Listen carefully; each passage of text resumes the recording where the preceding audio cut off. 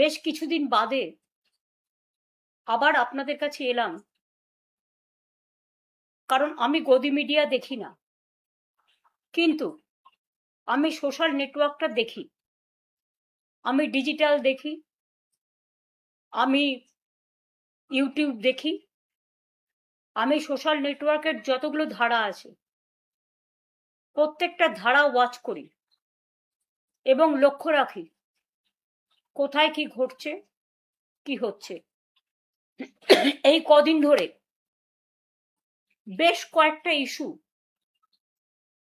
আমার হৃদয়কে নাড়া দিয়ে গেছে এবং আমি সহমর্মিতা জানাচ্ছি, বিশেষ করে যে মা, যে বোন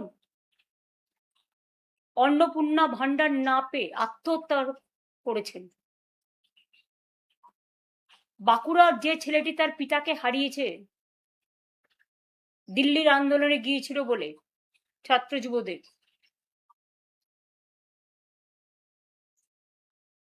আমি সহমর্মিতা জানাচ্ছি আমার মা বোনেরা যারা আমাদের ঘরের লক্ষ্মী, সরস্বতী, রোশিনারা, জাহানারা, সতী, সাবিত্রী, সীতা, দময়ন্তী, বিদ্যাবতী, আজকে তাদের যেভাবে রাস্তায় ক্রন্দনরত অবস্থায় হাহাকার করতে দেখা যাচ্ছে, চিৎকার করতে দেখা যাচ্ছে, বিচারের দাবিতে এলাকায় এলাকায়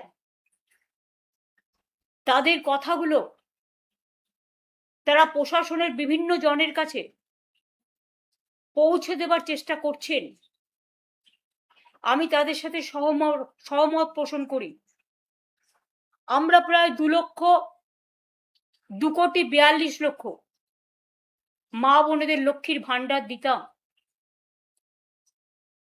সাধারণ মা বোনেরা 1500 পেতেন, শিডিউল কাস্ট শিডিউল ট্রাইবরা 1700 টাকা পেতেন। এবং ইলেকশনের আগেও আমি মার্চ মাসেও দিয়েছি।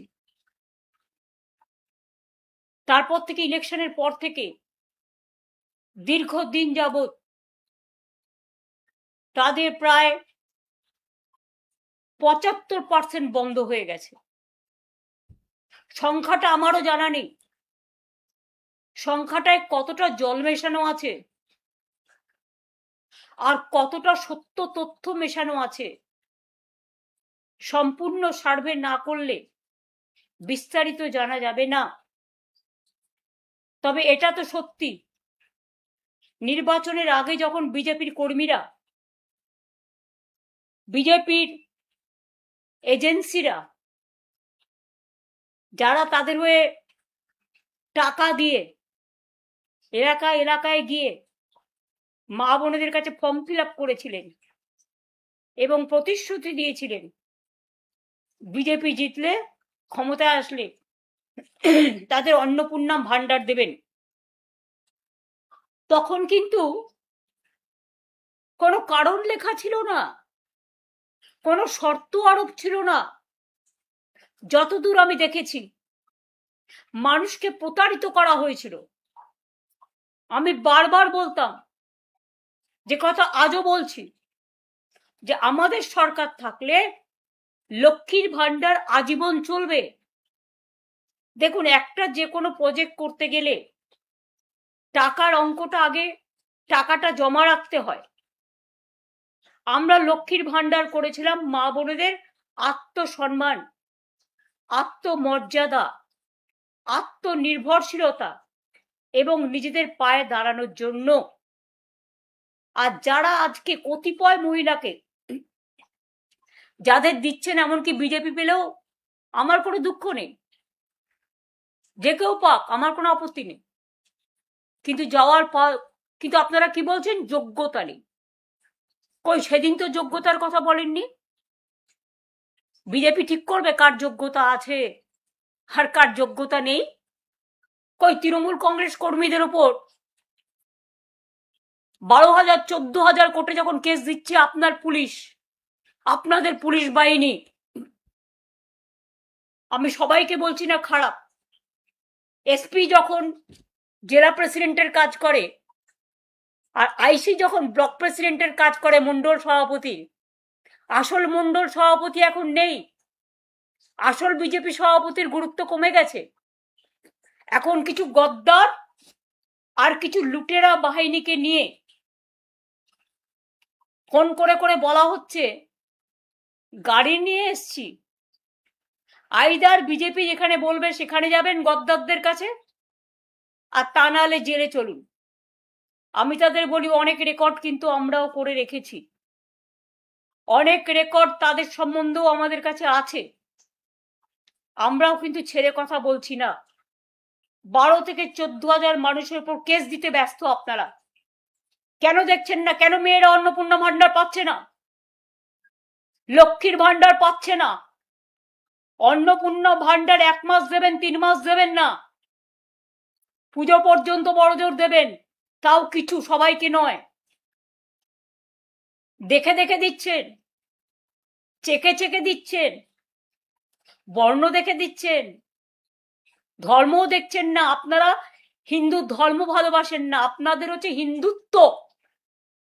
হিন্দু ধর্ম অনেক বড় মাপের জিনিস, যেটা স্বামী বিবেকানন্দ বোঝেন, রামকৃষ্ণ পরমহংসদেব বোঝে, বাংলার সংস্কৃতি বোঝে, আপনারা বোঝেন না।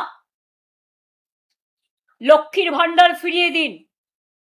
আর যারা অন্নপূর্ণা ভান্ডার থেকে বঞ্চিত হয়েছেন, লক্ষ্মীর ভান্ডার থেকে বঞ্চিত হয়েছেন, আমি তাদের বলবো তাদের নাম, অ্যাড্রেস, বুথ, ঠিকানা, কে কি করেন,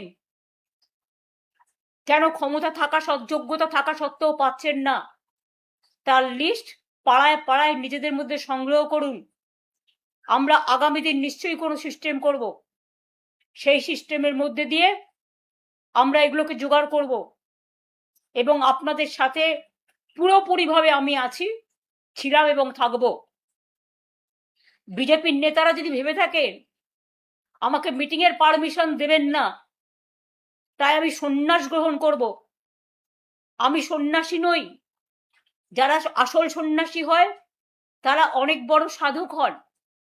আমরা তো সন্ন্যাসীদের পায়ের তলায় পড়ে থাকি, আমরা দেবদেবীদের শ্রদ্ধা করি, তাদের প্রতি বিশ্বাস ভরসা আছে বলে, সর্বধর্মের ওপর। কিন্তু মনে রাখবেন, বিজেপিকে সন্ন্যাসে না পাঠানো পর্যন্ত আমাদের লড়াই থামবে না। এবং খুব শীঘ্রই যারা অন্যায় করছে, অত্যাচার করছে, প্রায় 12-14 হাজার লোকের কাছে কেস দিয়েছেন। পুলিশ কি করছেন? হঠাৎ মিডনাইটে ডেকে পাঠাচ্ছেন, ডেকে পাঠিয়ে বলছেন এই তোমাকে অ্যারেস্ট করা হলো, কেন? তুমি মমতা ব্যানার্জির তৃণমূল করবে না, বাইরে চলে যাও, তা নাহলে মার্ডার কেস। এখনবার গাঁজা কেস বেড়ে গেছে, লুণ্ঠন কেস বেড়ে গেছে, উইদাউট এভিডেন্স। আইনটাকে বেলাইন করে দিয়েছে, অ্যারেস্ট করার পরে কেস লিখছে। আমি জানি না সেই তাবেদার বাবুরা কতটা পুরস্কার পাবেন। জনগণ কিন্তু তিরস্কার দিচ্ছে, আর আমরাও কিন্তু মনে রাখবেন নামগুলো নোট করে রাখছি।